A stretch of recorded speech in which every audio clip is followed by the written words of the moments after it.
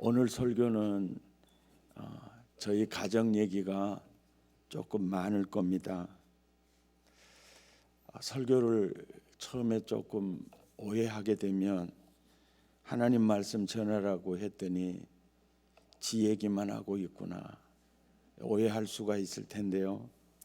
설교가 끝날 때쯤 되면 정말 이 성경 말씀이 가슴에 안겨 있는 것을 느끼게 되실 겁니다. 어제에 이어서 저희 가정 히스토리를 말씀드리면 공경 목표가 저에게 왔을 때 강주로 전화 보내가지고 힘겨운 인생을 살 때 어머님은 계속해서 배다른 삼형제들의 공격을 받으면서 전우의 시체를 넘고 넘으면서 사셨습니다. 새벽마다 기도를 하는데 그 문제는 풀리지 않았고 어머니 생각에 계속된 공격 앞에 내가 과연 살아남을 수 있을까 그러는 위기의식이 느껴져서 새벽 예배를 마치고 당시 시골교회 심무하시던 분은 목사님이 안 계셨어요. 영암군에 한 20개 교회가 있는데 그 중에 2교회만 목사님이 계시고 18교회는 전도사님이 목회를 하셨습니다. 저희 교회도 전도사님이 목회를 하셨어요. 그 전도사님에게 상담을 했습니다. 전도사님, 나 더 이상 맞고는 못 살 것 같아요. 장흥 법원에 가서 저 고소할래요. 그때 전도사님이 참 훌륭하셨습니다. 지금 봐도 그래요. 지금 저에게 누가 그런 상담을 했다면 저 이상열 변호사 제 친구인데 그것들은 그대로 놔두면 안 돼요. 엮어버려야죠. 확 집어넣어야 됩니다. 그러고 난 데리고 갔을 것 같아요. 근데 그 전도사님은 성도님 원수 갚는 권한이 성도님에게 있지 않습니다. 그러면 누구한테 있다요? 주님이 이렇게 말씀하셨어요. 원수 갚는 것이 내게 있으니 내가 갚으리라. 그러면서 전도사님이 이렇게 설명해 주셨어요. 하나님 아버지는 우리의 아버지가 되시고 우리를 너무 사랑하니까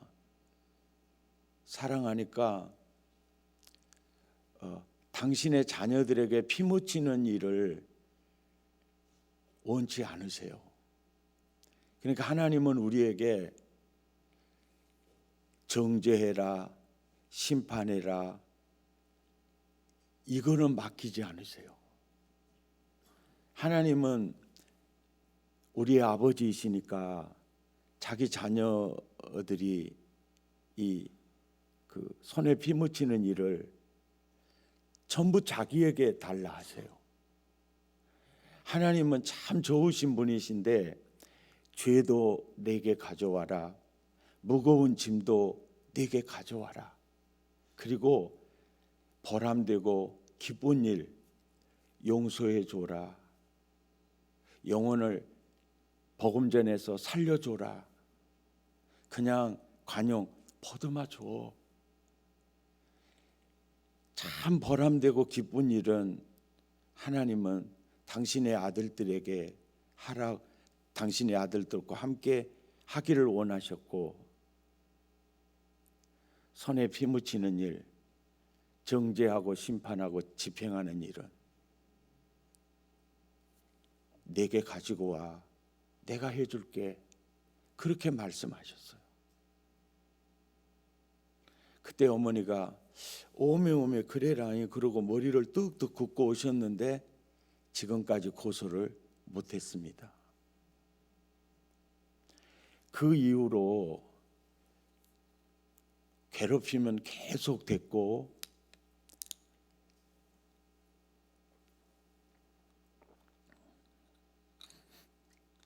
12월 성탄절이 지난 후에 옛날 농촌에서 사시는 분들은 아마 알 거예요. 봄에 모를 내서 심었다가 여름에 농약하고 김매고 잘 길러서 추석 지나면은 벼를 베고, 그 다음 날은 벼를 묶고, 그 다음 날은 그 묶은 벼단을 뚝에 이렇게 해놓고, 그리고 지게꾼을 비싼 가격을 주고 사서 앞마당 뒷마당으로 그 벼단, 탈고 가지 않은 그 단을 집처럼 이렇게 버늘을 쌓아놓죠. 그리고 1월 달에 날씨가 따뜻할 때 이게 탈곡을 합니다.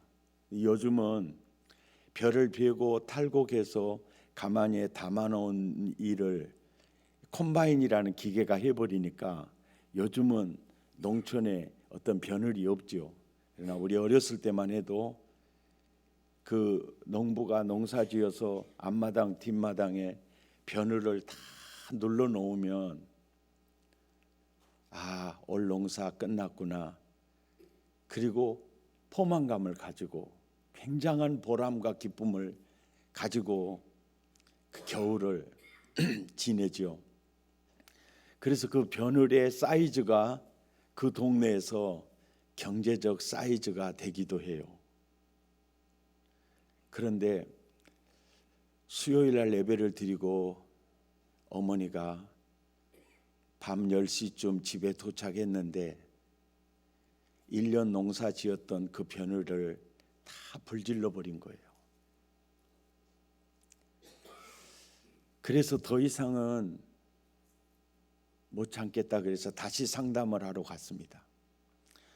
전도사님, 제가 더 이상은 제가 못 참겠어요. 장흥 법원에 가서 저 고소하랍니다.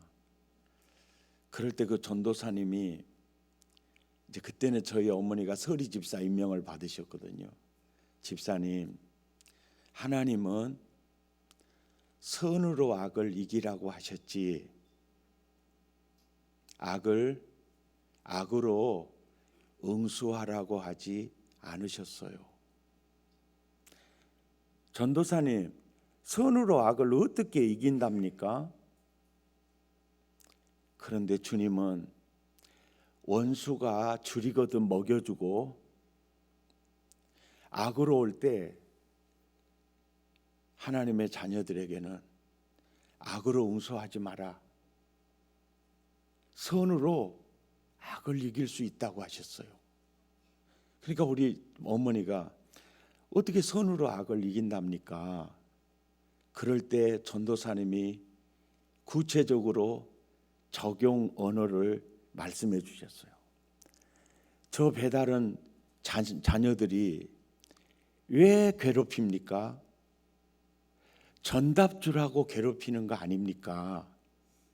그러니까 오리 가기 원학은 심리 가주라고 했잖아요. 그러니까 집사님, 전답을 좀 주세요 그랬어요. 전도사님, 참말로 전답 주란 말 소락기 해부영이 이게 이제 전도사님 이 어머니가 상당히 상처를 받은 거예요. 전도사님, 속이라도 알고 주라가시오. 내가 이 집에 시집 올 때요 손바닥만한 땅이 없었어요. 내 등골 빼서 재산 이루며 그것들 키워서 여울 때 거처 마련하고 논밭 떼서 재저금 냈습니다. 저 동네 사람한테 물어보세요. 저 그들에게 줄 의무가 없고 지금 있는 전답은 내가 낳은 용남매 가르치고 키워야 될 전답이에요.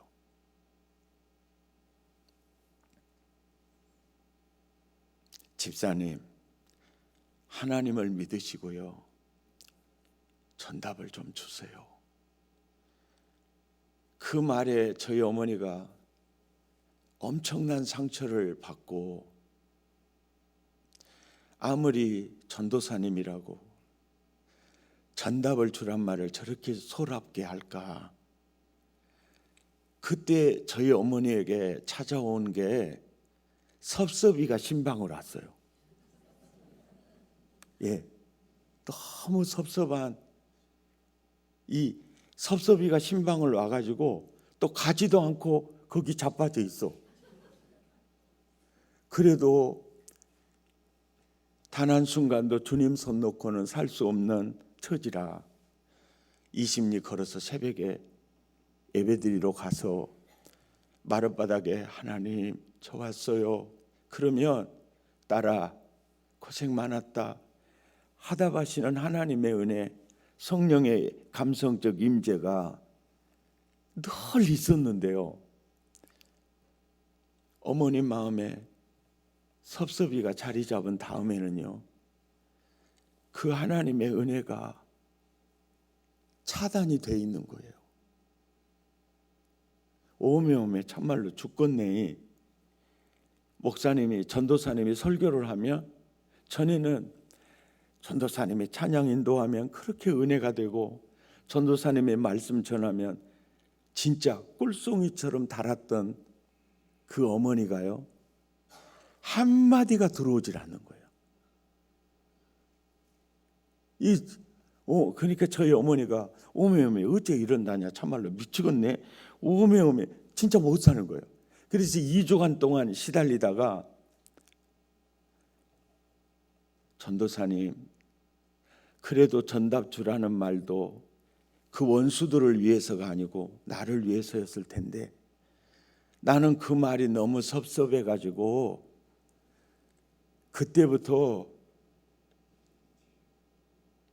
기도해도 응답이 없어요. 예배를 드려도 하나님 말씀 한마디가 내 영혼에 들어오지 않아요. 전도사님, 제가 잘못했습니다. 저를 용서해 주세요. 그때 전도사님이 집사님 저도 그 말 해놓고요 너무 마음이 아팠어요.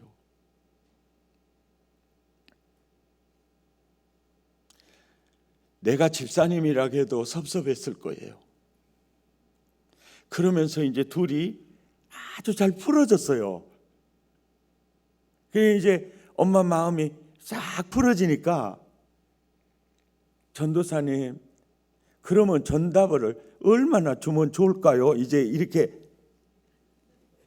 얘기를 했어요. 그때 전도사님이 이왕이면 많이 주세요 그랬다. 더 큰 섭섭이가 들어가 버린자. 무엇이 어쩐다고라고라. 이왕이면 많이 주라고라. 혹 뒤로 갔다가 지금 혹을 엄청 붙여가지고 온 거예요. 그때 더 큰 섭섭이가 들어오니까 많이 주라고라고라. 그래도 단 한순간도 주님 손 놓고는 살 수 없는 처지라 주일낮 주일 저녁 수요 예배 새벽 예배 다녀도 옛날처럼 은혜가 임하지 않으니까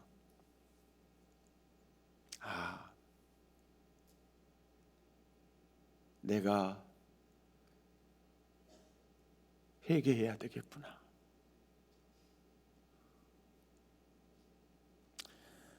그리고 배달은 큰아들에게 논 2,000평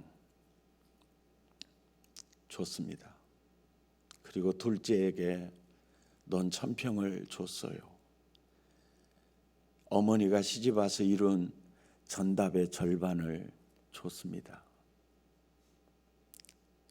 그 다음부터는요 공격이 멈춰버렸어요. 그들이 생각하는 것보다 사실 어머니가 더 줬습니다. 줄 때는 좋았는데 모내기 할 때 모짜리에서 모를 쪄다가 그들이 모를 심을 때 어머니 눈에서 피눈물이 쏟아졌습니다. 어떻게 보면 자기 어머니가 스스로 느낄 때 바보도 같고,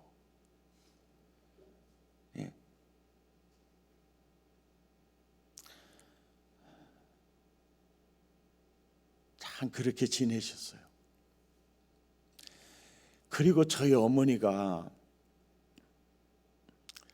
이제 배다른 삼형제 쳐들어오면 그 꼴을, 그러니까 그 배다른 삼형제에게 패대기를 당하고 이렇게 싸우는 모습을 우리들에게는 보여주고 싶지 않으셔 하셨어요.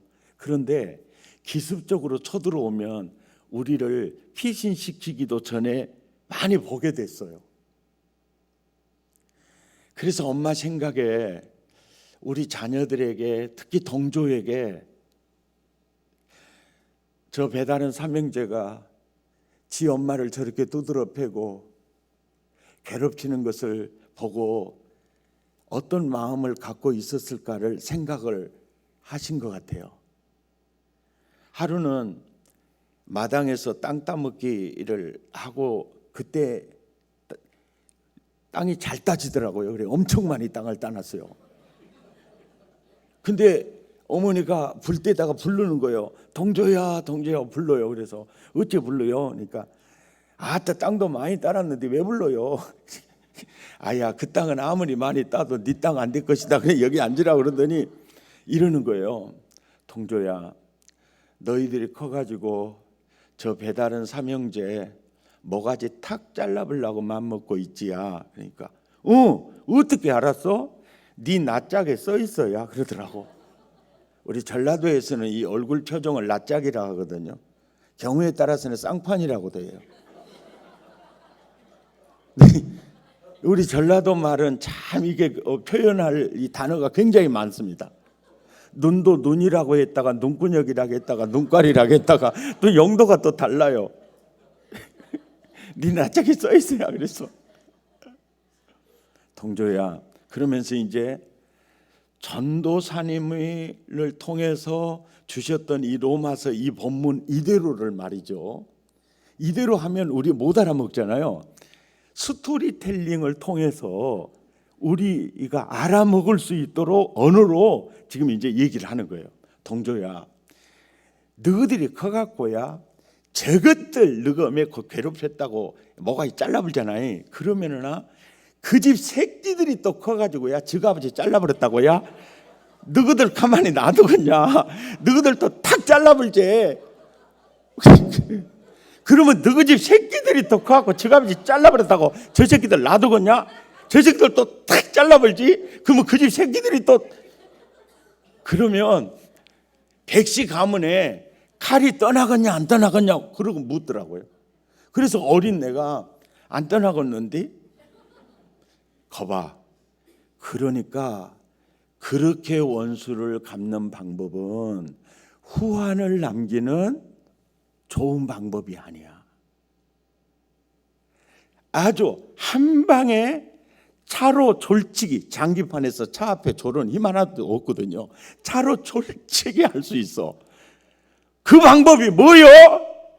네가 검사나 판사만 되면 돼 이러더라고. 나는 그때 검사 판사는 맘만 먹으면 된 줄 알았어요.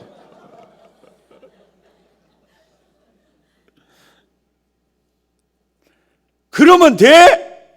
알았어! 꼭 될게! 그랬다니까요. 근데 이 스토리텔링을 있죠, 수년 동안 하여간 2, 3일에 한 번씩 하는 거예요. 예. 밭을 메고 있으면서 쉘참을 가지고 가면, 동조야 이리 와서 앉아봐라. 너희들이 커갖고야 저 새끼들 칼로 뭐가 잘라면 그 집 새끼들이 너희들 커가지고야 너희들 잘라버리고, 그러면 그 집 새끼들이 커갖고 너희들 잘라버리고, 그럼 백시 가문에 칼이 떠나겠냐 안 떠나겠냐? 안 떠난다니까. 그러니까 네가 검사나 판사가 돼야 돼. 동조야, 수요일 저녁 예배 가는데 나 따라가자. 그러니까 아니 안 가. 어째야? 갈 일도 깝깝하지만 갔다 올 일이 더 깝깝하네. 20리 8km거든요. 1시간 걸어가서 1시간 갔다 와야 돼. 예배 시간은 또 얼마나 졸려요. 그 고문도 그런 고문이 없죠. 설교를 들으면 생각 좀 하면서 들어보라니까. 그러니까 안 가. 아주 그냥 안 가. 그러면 딱 한 방이면 또 가버려요. 내가 늙으면 누가 데려가 보면 어쩔래? 또 따라 어메 지키려고 또 따라가면서 이제 심심하잖아요. 그럼 어머니가 얘기를 해. 동조야, 너희들이 커가지고야 배다른 사명제 칼로 잘라보라. 그 집 새끼들이 커고 너희들 잘라버리고, 너희 새끼들이 커가지고 제 새끼들 잘라버리고, 백시 가문의 칼이 떠나가냐 안 떠나가냐. 안 떠난다께. 그러니까 네가 검사나 판사만 되면 되는 거야. 알았어, 걱정하지 마라. 그리고 예배드리고 또 오는 길에 동조야, 너희들이 커가지고 계속 하는 거예요. 계속. 와, 저녁에 잠을 자는데요, 우리는 벽에다가 머리박을 대면 잠이 와. 어렸을 때 들어불잖아요.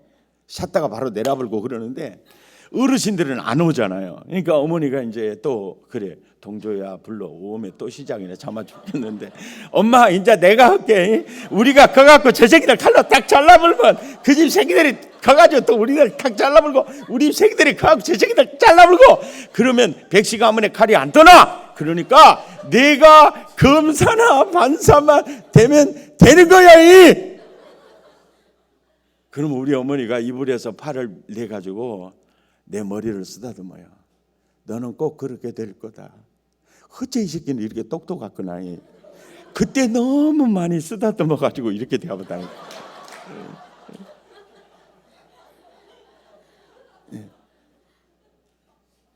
그래서요, 중학교 2학년 때 병들어서 죽어져 가다가 이제 성일교회 부흥회 참석해서 예수님 만나고, 그 뒤로 신문 배달하면서 아이스케이크 장사하면서 수도세 전기세 감당하면서 이제 검정고시 준비를 했거든요. 검정고시 준비를 했어요. 그렇게 하게 되는 게 뭐냐면요, 검사나 판사가 돼야 하니까요. 그것 때문에 하는 거예요. 내가 존재할 이유가 뭐냐? 원수 갚는 건데 최선의 방법이 뭐냐? 내가 검사나 판사가 되는 거예요. 그런데 나를 향한 어머님의 계획은 검사나 판사인데 나를 향한 하나님의 계획은 목사였어요. 검사, 판사, 사회 정의 실현을 위한 선교사님이며 나는 똑같은 성직이라고 나는 개념을 이해하고 있습니다. 예, 하나님이 주신 재능은 잡의 방향이 되어야 하고, 그 모든 잡은 영혼 살리고 영혼 복되게 하는 선교사의 삶이에요. 그래서 우리는 목사, 선교사, 전문인 선교사로 나눠질 뿐입니다. 모두가 성직이라고 생각해요. 그 너무너무 감격스럽죠. 만약에 어머니가 스토리텔링을 통해서 오늘 이 본문에 전도사님이 가르쳐 주신 이 원리를 우리에게 적용해 주지 않았다면요, 내 마음에 분노와 미움이 칼이요, 내 힘으로 안 되면 조직에 몸을 담아서라도 조져버렸겠죠. 그러나 아찔해요. 지금 생각해도 아찔한 생각인데, 우리 어머니가 수년 동안 계속 반복된 스토리를 들을 때 나도 모르는 사이에 분노와 미움은 사라져버려요. 빠져나가버려요. 그리고 내가 존재할 이유, 꿈이 내 머리에 굉장히 깊이 박혀버려요.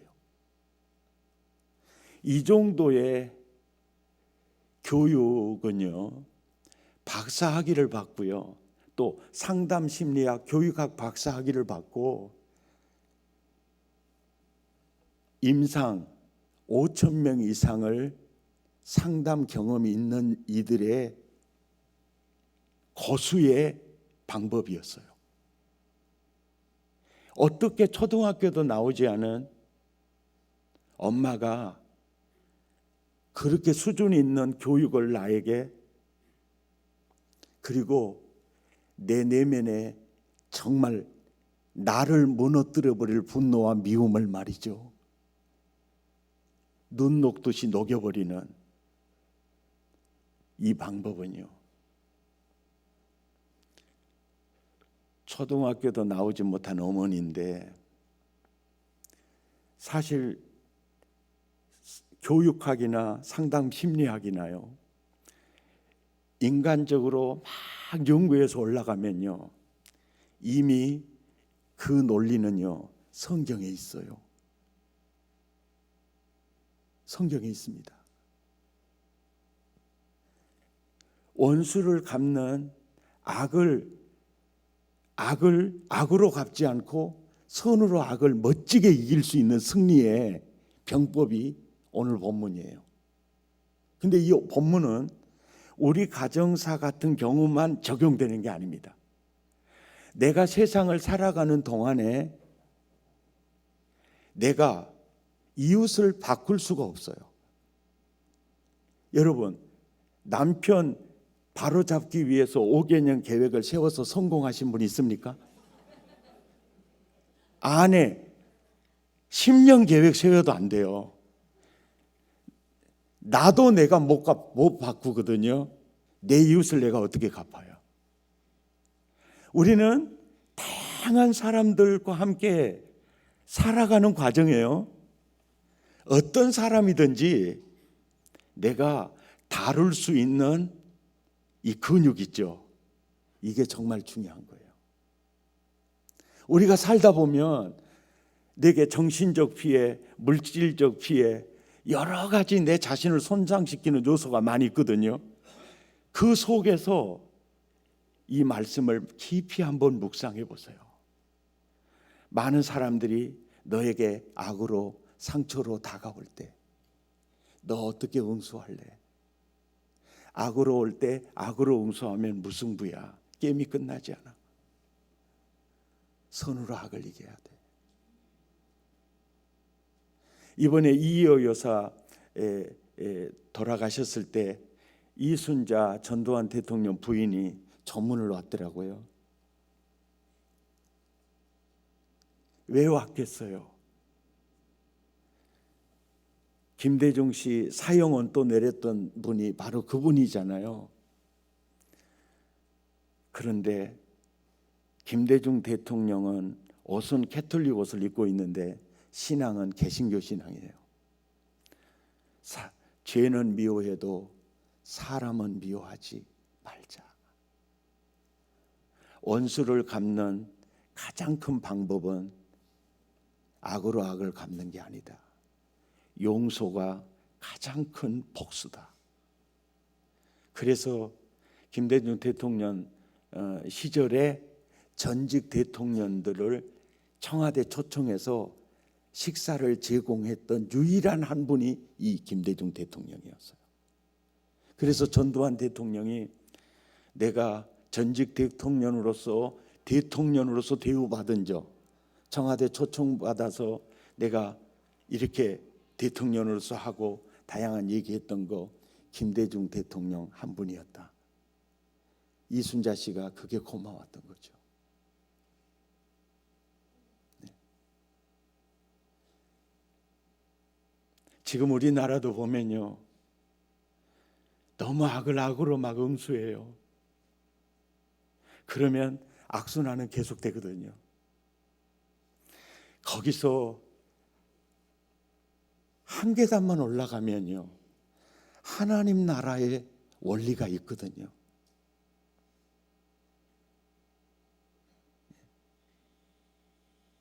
우리가 이 말씀은요, 부부 사이에, 직장 동료 사이에, 내가 앞으로 관련 있는 모든 분들 사이에서 우리가 어떻게 하나님의 아들처럼 멋지게 승리하면서 다양한 분들, 이렇게 표현하는 게 맞겠죠.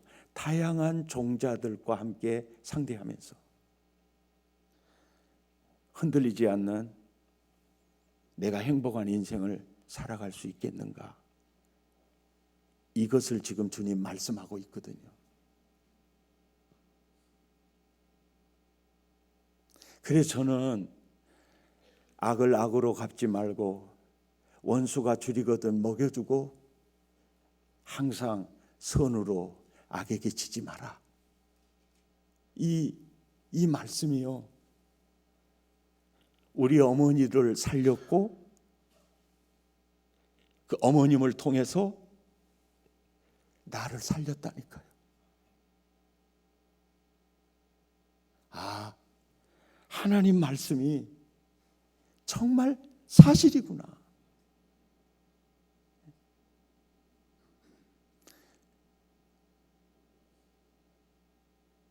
그리고 제가 이 말씀을 어머님의 스토리텔링을 통해서 깨닫고, 아, 이게 진짜 묘수였구나. 그 배다른 삼형제들 어머니 사흘 걸어서 우리 집에 쳐들어와서 행패 부리고 물건 부수고 때리고 이랬던 그들 어떻게 됐을까 궁금하시죠?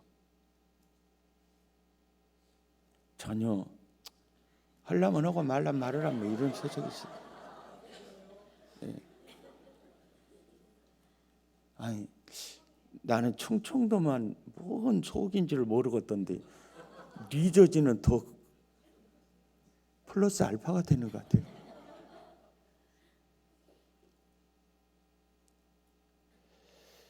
이게 잘했다 그런 얘기 전혀 아닙니다. 쉬운 살 넘은 형이 없어요. 60세가 아니고 51세에 된 형이 없어요. 그러니까 동네 사람들이, 예수 안 믿는 동네 사람들의 말입니다. 참 하나님 살아계시네. 그런데 중요한 거는 그들이 그렇게 일찍 단명을 하고 쓰러져 가도 우리 마음에 그림자가 남지 않는 것은요, 전답을 많이 줬다는 거예요. 우리 마음에 그림자가 없어요.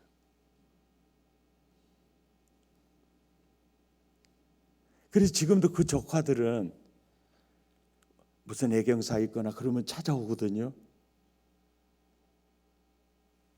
야, 정말 하나님 말씀대로 사는 게 하나님 수대로 사는구나. 아멘이죠. 그래서 그 다음부터요, 저 이제 이렇게 목회하다 보면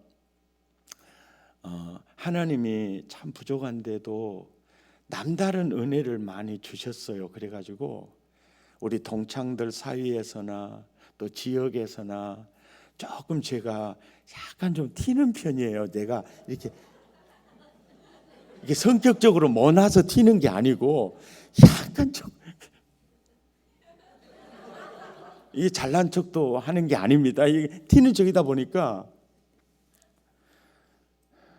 자칫 저기 하면 굉장히 공격이 심하게 들어요. 그래도 항상 악 하고 오잖아요. 그러면 아이고 수고하셔서 깍꿍선 그래 버려요. 오리 가기 원하면 심리 가져버리고요. 그냥 그렇게 했어요. 제가 목사 안수 받기 이전에 강도사 시절이에요. 목사님은 공동회를 통과해야 모실 수가 있고, 강도사는 당회 장로님들 회의에서 그냥 모실 수가 있어요. 그러니까 장로님들이 싸우고 그 장로님들 지지하는 그 세력들이 있기 때문에 이 공동회의 3분의 2 통과가 안 돼요. 그러니까 계속 전후의 시체를 넘고 넘는 교회에서 장로님들 수가 5인데, 그러니까 8인데 5대 3으로 나눠졌는데 5명이 내는 제안이에요. 똘똘하고 눈깔 제대로 베긴 강도사님 모시다가 교회 수습하자 이렇게 나온 거예요. 그래가지고 제가 갔어요. 그 교회에 수습으로 이제 갔습니다. 가기 전에요, 오면 때려 죽인다고 또 왔어요. 그 다음 날은 또 우리가 있으니까 절대로 못 죽일 거라고 그래가지고 또 했어요. 그래가지고 이삿짐 싸가지고 들어갈 때 제가 그랬다니까요. 그 장로님들에게 아따 나는 논산훈련소 가는 것 같더라 그랬어요. 그랬더니 장로님들이 말을 잘해. 목사님, 강도사님, 논산훈련소 지금 훈련병으로 가고 있습니까? 교관으로 가고 있습니까? 물어보더라고. 그래서 훈련병은 아닌 것 같습니다. 그랬더니 그렇습니다. 논산훈련소는 훈련병이 힘들지 교관은 살만한 곳입니다. 그러더라고. 그래가지고 강도사로 이제 가서 이제 설교를 하고 밤 11시까지 신방을 하는데요. 반대했던 측의 그 사람들이요, 비웃고 있어요. 그리고 말이 들려요. 말은 잘하네, 사기꾼 비슷한디 막 이러고 있어요. 와, 저 훈련 제대로 받았습니다.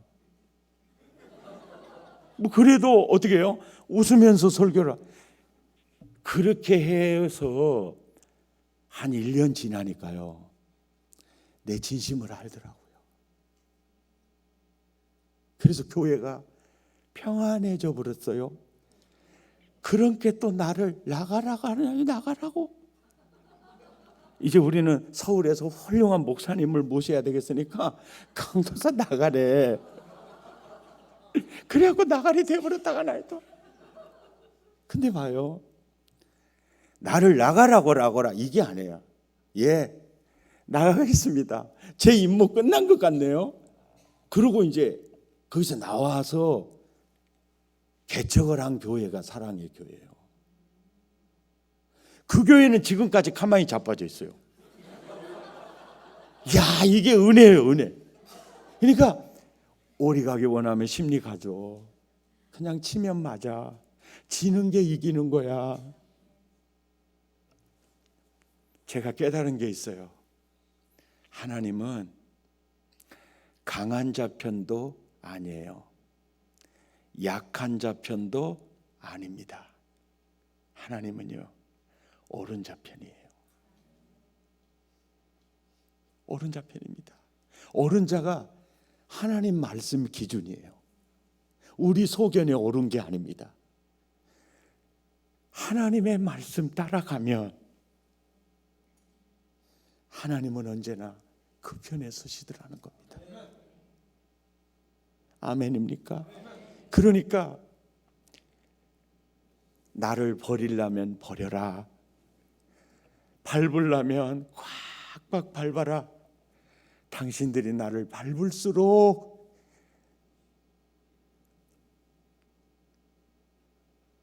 공주의 팔을 통해서 모세를 건져내듯이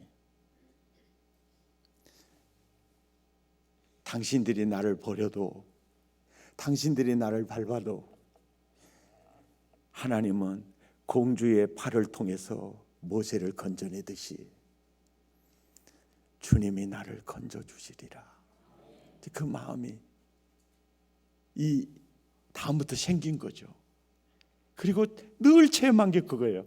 하나님은 약하다고 해서 약한 자 편도 아닙니다. 강하다고 해서 강한 자 편도 아니에요. 하나님은 언제나 옳은 자 편입니다. 때리면 맞고 버리면 버림을 당하고,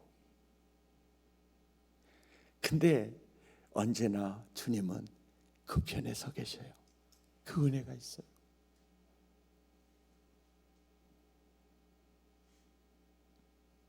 아멘입니까? 그 편에 있어요.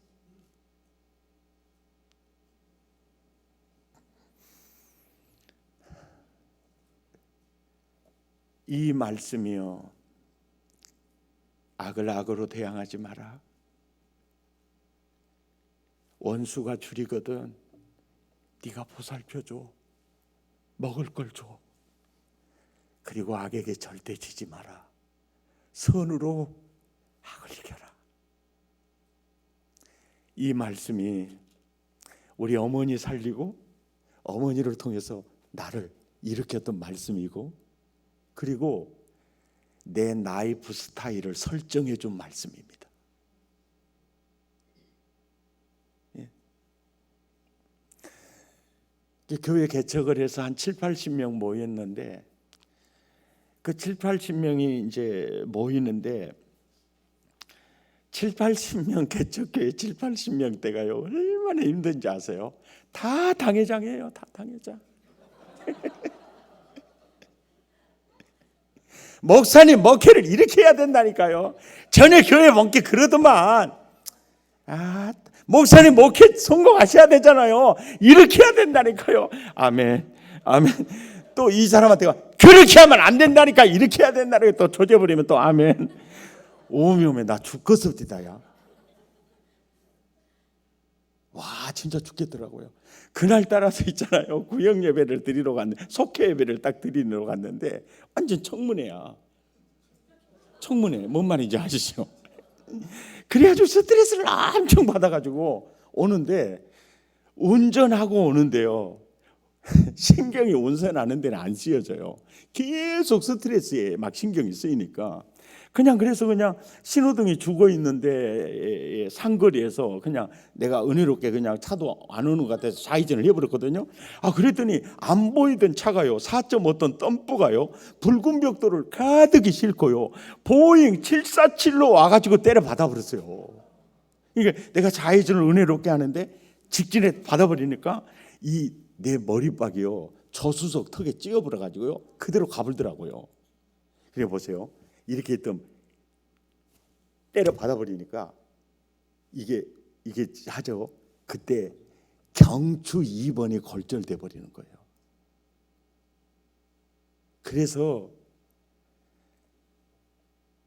제가 지금 이렇게 절고 다니는 거예요.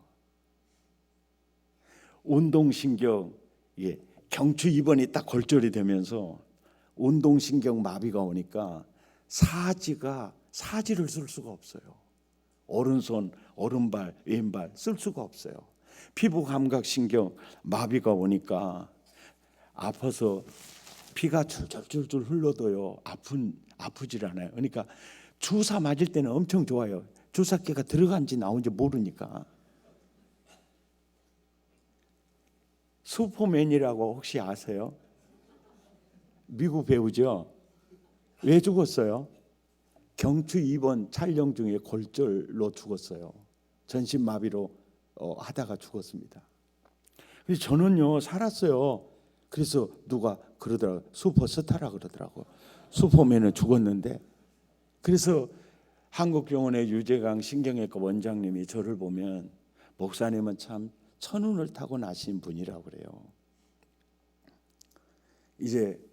그래서 이제 전신마비돼서 지내는데 얼마나 힘들었겠어요. 근데 가만히 누워서 생각해 보니까 가해자 운전수 있잖아요. 내 인생 가는 길에 걔가 거침돌이 됐어요. 개 같은 거 그냥 오면 쓸 텐데 뭐단디 브레이크를 밟는다고 악셀을 밟아가지고 뭐 이런 생각도 왜 안 들겠어요. 근데 내 안에 계신 주님이 그러세요. 동조야, 그 청년은 네 인생 가는 길에 거침돌이 돼서 너는 지금 수족을 쓰지 못하는 환자가 돼버렸어. 앞으로 너는 기약이 없게 됐네.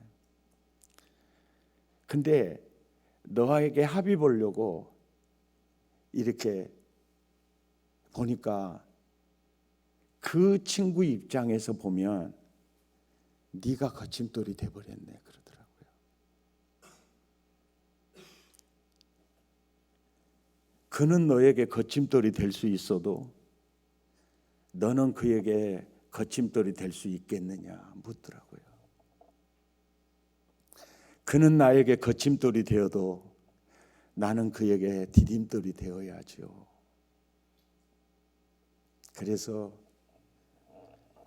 피해보호특례법에 의해서 무보험 차량에 중상자가 나오면 구속 수사가 원칙인데 제가 그랬어요.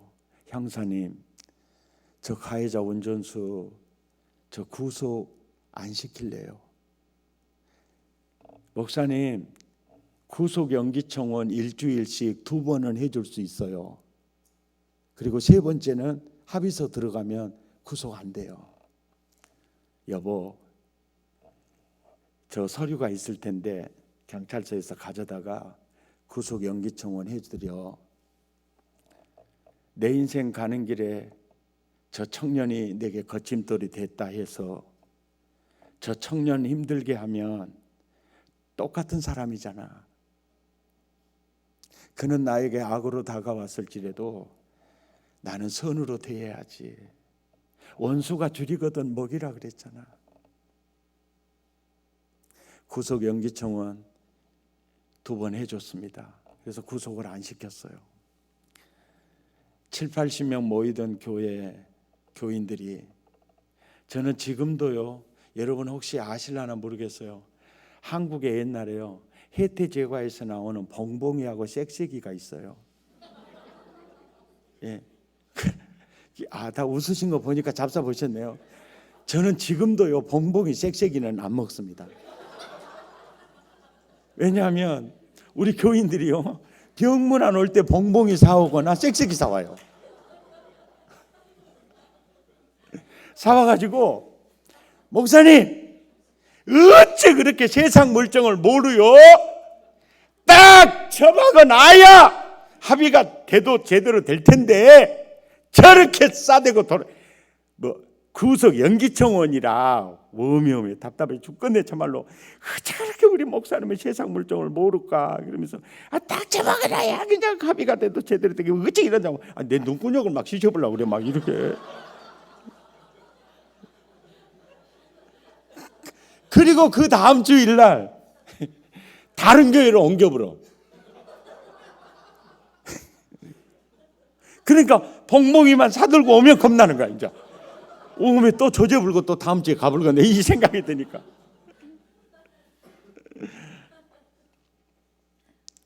참 그때요, 그 하나님이 저를 위해서 참 좋은 노래 하나 만들어 놓으셨더라고요. 한번 뽑아 볼까요? 이 교회 찬양 인도하는 팀들 참 인도 잘하더라고요.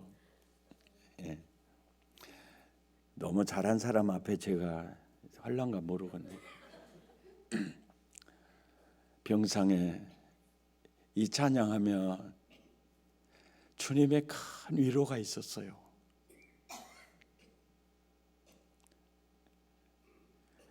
똑바로 걷고 싶어요 주님, 온전한 몸짓으로 똑바로 걷고 싶어요 주님, 기우뚱하긴 싫어요.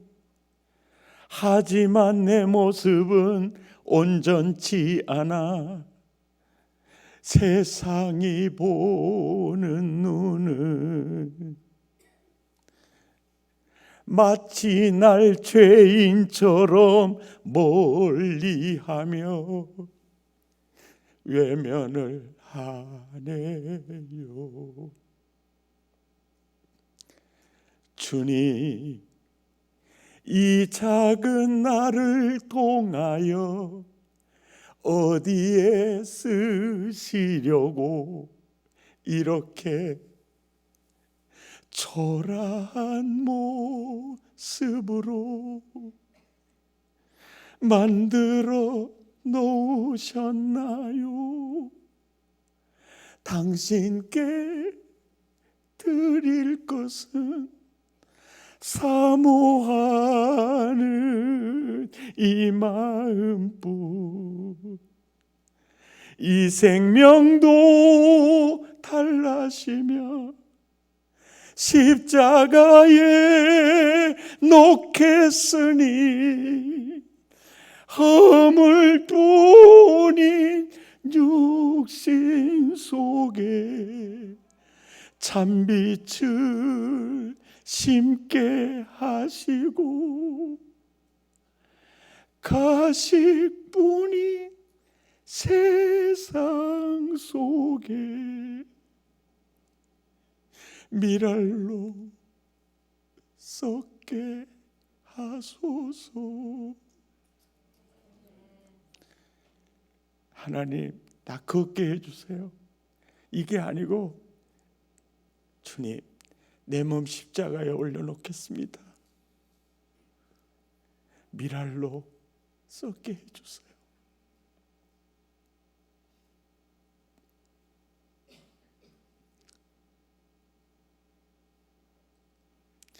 그래서 그사 형제 구속시키지 않았고요.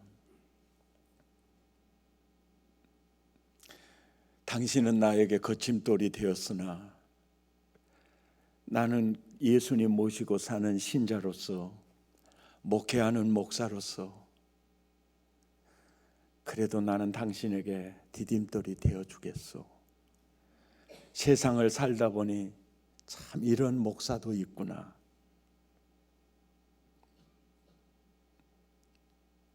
그렇게 살았는데요, 그 사건 이후로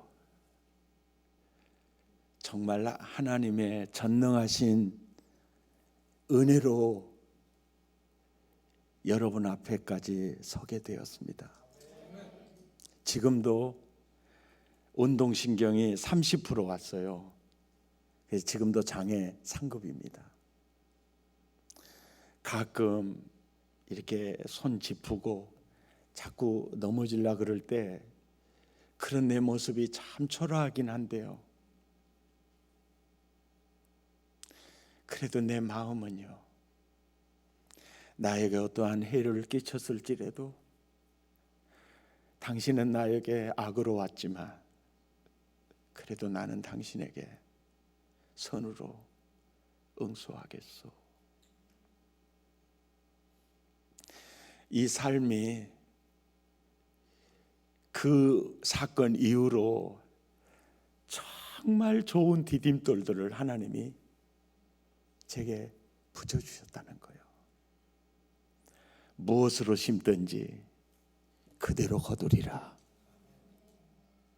진짜 성경 말씀이요, 살아있어요. 그리고 사실이었어요. 신앙생활 하던 중에 여러분의 마음 상하게 하는 분들 있을 거예요. 그때마다 저는 항상 이 노래 한 번 딱 부르면요, 내 마음에 분노와 미움 다 사라지더라고요. 한번 뽑아볼까요? 어두운 밝히시려 십자가 지신 주님이 계시기에 나 이렇게 조그만 불빛이 되어 이 세상 비추렵니다. 나의 길 가로막는 사람들이 있어 나에게 실망 주지만 오히려 그들을 위해 기도할래요. 주님이 계시기에 세상의 사랑이 메말라가도 나만은 사랑할래요. 어려운 이웃을 돌아보면서 주님을 섬길래요. 미움과 욕심을 십자가에 묻고 한 알의 미랄이 되어 모두를 사랑하며 살고 싶어요. 주님이 계시기에. 사람이 살면서 가장 불행한 삶은요, 마음에 분노와 미움을 안고 사는 거예요. 오늘 이 밤에 그거 다 십자가에 묻어버렸으면 좋겠어요. 아멘입니까? 예. 세상의 마음 속에요, 미워하는 사람이 하나도 없으면 얼마나 행복한지 몰라요. 따라 삽시다. 개 같은 사람도 사랑하고 백녀시도 품고 불녀시도 품고. 아멘입니까? 자, 그래 사는. 한 가정에서요, 사는 부부가 배우자를 너무 미워한다. 그건 너무너무 힘든 인생을 사는 겁니다. 우리는요, 상대방의 어떻게 하는 거에 따라서 내가 행복할 수 없습니다. 왜냐하면 그는 바꿀 수가 없어요. 그 종자는 못 바꿉니다. 주님도 못 바꾸니까 그대로 보고 계시니까. 비웃는 건 건강에 이롭습니다. 성령님도 못 바꿔서 지금 저꼴 보고 계시는데, 예, 그러니까 미움과 욕심을 십자가에 묻고, 하나님, 모두를 사랑하며 살고 싶어요. 멋지잖아요. 살아보면 사라져요. 아멘. 아멘. 우리 뉴저지 연합 감리교회가요, 종교인의 공동체가 아니라 진짜 신앙인의 공동체요. 그리고 진짜 하나님 나라 모델하우스요. 아멘입니까? 예. 예. 그냥 그렇게 사세요. 우리를 굉장히 피곤하게 하는 게 숫자예요. 숫자. 참 우리 국민학교 다닐 때 선생님들은 정말 훌륭했어요. 지금 선생님들은 훨씬 훌륭했어요. 순위를 먹이지 않았어요. 1등, 2등을 먹이지 않았어요. 그때 채점 방식이 뭡니까? 수, 우, 미, 양, 가. 이거예요. 그 뜻이 뭔지 아세요? 수가 무슨 뜻입니까? 예? 예? 뛰어나다. 예, 뛰어나다. 탁월하다. 우는요? 우수하다. 미는요? 아름답다. 50점만 맞으면 아름답다. 너무너무 멋진 거예요. 40점.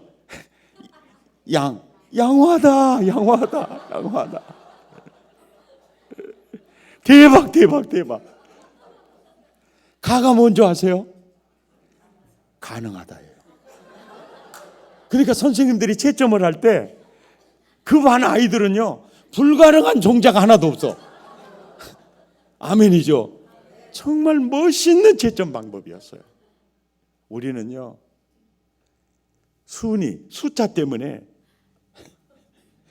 경쟁의 지금 소용돌이 속에 사니까 고단하고 억울하고 분한 세상이 되어가요. 우리는 숫자를 위해 살고 숫자로 살고. 그러니까 이 숫자로부터 벗어난 나라가 행복지수가 가장 많은 부탄이라는 나라예요. 비웃는 건 건강에 이롭습니다. 그게 없어요.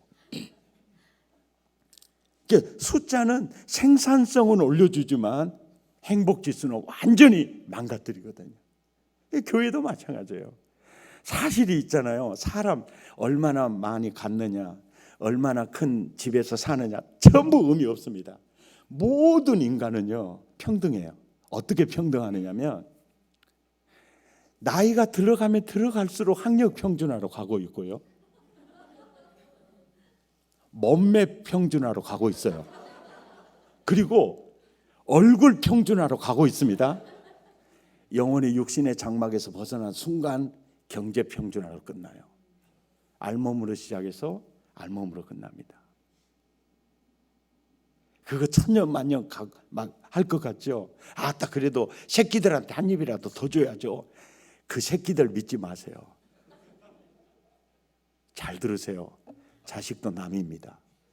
남자가 부모를 떠나 아내와 한 몸이에요. 우리 너무 그거 신경 너무 많이 쓰지 마세요.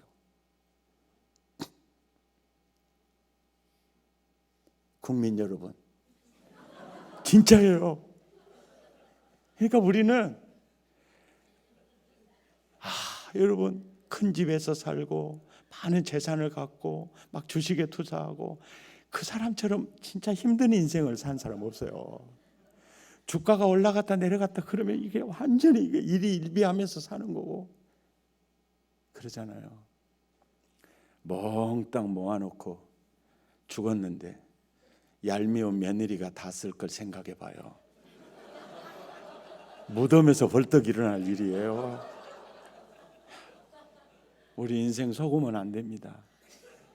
이 바울은요 굉장한 자유가 있었어요. 우리는 숫자로부터 좀 벗어날 필요도 있어요. 그냥 주신 은혜에 감사하는 거예요. 빚지고 살다 죽은 사람이 제일로 통쾌할 겁니다. 은혜가 낙원으로 천국서 보내라! 그러고 가버리네. 근데 번지수를 못 찾아버려요. 이제. 저 6살 때 아버지 돌아가셨잖아요. 그것 때문에 참 힘겨운 인생 살았죠. 신문 배달도 하고 참 아이스케이크 장사도 하고 살았죠. 근데 그게요 얼마나 그게 진짜 난 대학원 교육인 줄 몰랐다니까요. 아니 세상 사는 법을 배웠다니까요. 정말 감사해. 그러니까 이렇게 풍족함을 물려주는 것도 참 은사인데 가난함도 은사예요. 아이고 목사님 옛날 얘기하지 마시오. 요즘은 안 그래요. 부도 대물림이에요. 그런데요 진짜 위험한 거 하나 있어요. 뭐냐면 부는 굉장히 위험한 복인데요 탕자가 될 가능성이 많아져요. 하나님을 바라볼 겨를이 없고 오직 돈님은 나의 목자시니 이렇게 될 가능성이 많아요. 이거 정말 불행한 인생 돼버려요. 아멘입니까? 옆 사람 인사합시다. 하나님이 주신 것이 진짜 적당하다. 예, 우리 너무 숫자 노름에 할 필요 없어요. 승리하시기 바랍니다. 하여간 오늘 밤에 핵심 설교가 그거예요. 인생을 살아가는 데는 다 내 생각하고 맞는 사람 없어요. 그리고 다 자기들 나름대로 이익을 추구하기 때문에 늘 우리는 상처를 주고받으면서 살아요. 근데 늘 상대방 때문에 내 인생이 구겨지면 안 되잖아요. 아멘입니까? 그가 도저히 인간으로서는 행할 수 없는 행동을 다가오더라도 고생했어 까꿍선 이게 멋진 인생이에요. 멋진 인생이요. 살아보니까 이게 기적의 삶이에요. 아멘. 예, 기적의 삶이에요. 하나님 낮엔 해처럼 밤엔 달처럼 해와 달은요 악인이나 선인이나 다 한결같이 대하잖아요. 주님 나 그런 인생 살고 싶습니다. 이 찬양 부르시면서 또 오늘도 한 15분 동안 기도하면서 여러분의 마음에요 혹시 누군가인가 섭섭이가 신방을 왔다면요 오늘 꼭 내보내시기 바랍니다. 예, 섭섭이도 퇴치하고 써운이도 퇴치하고 분노는 조져버리고 미움도 뭐가지 잘라버리고 할렐루야. 그리고 헐가분한 마음으로 일어서서 천국을 누리시기를 예수 이름으로 축복합니다. 아멘. 참고로 내일 설교 말씀드리겠는데요 목사님이 1부 2부 다르게 뭐 좌우지간 이게 다르게 해달라 그랬어요. 다르게. 근데 다르게는 했습니다. 다르게는 했는데 1부 설교보다 2부 설교가 좀 더 깊이 들어갑니다. 3부 설교가 좀 더 깊이 들어가요.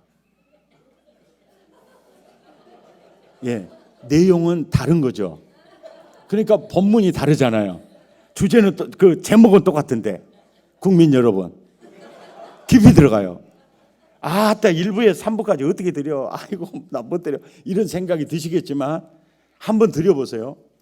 저희들은 매년 1월 1일 날 교회에 모여 오전 10시부터 밤 10시까지 12시간 금식 기도회를 갖습니다. 12시간 예배를 드려요.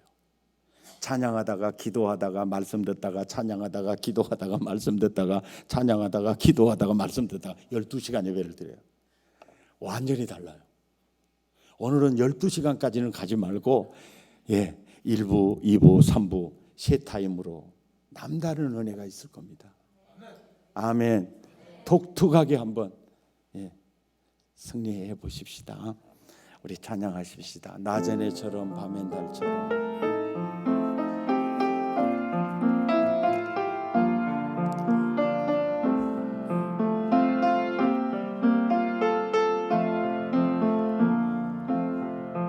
낮엔 해처럼 밤엔 달처럼 그렇게 살 순 없을까? 욕심도 없이 어두운 세상이 남을 위해 살듯이 나의 일생에 꿈이 있다면 이 땅에 빛과 소금 되어 가난한 영혼 지친 영혼을 주님께 인도하고픈데 나의 욕심이 나의 못난 자가 언제나 커다란 짐 되어 나를 짓눌러 마음을 공고케 하니 예수여 나를 도와주소서.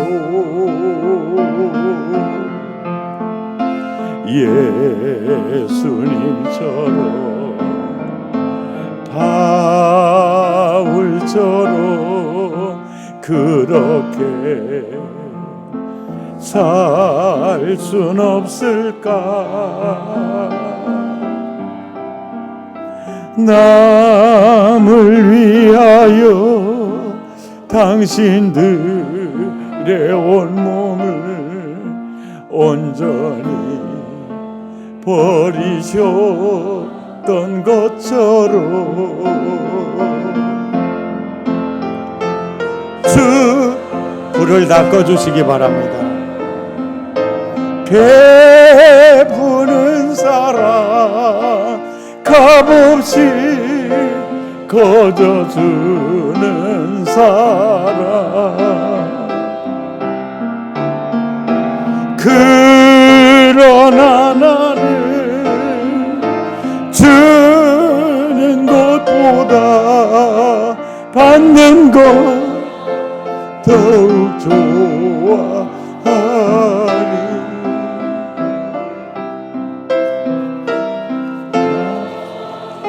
이 육신은 주님 닮은 듯하나 내 마음은 아직도 주하여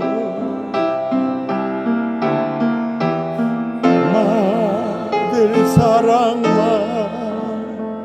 수하고 있으니 예수여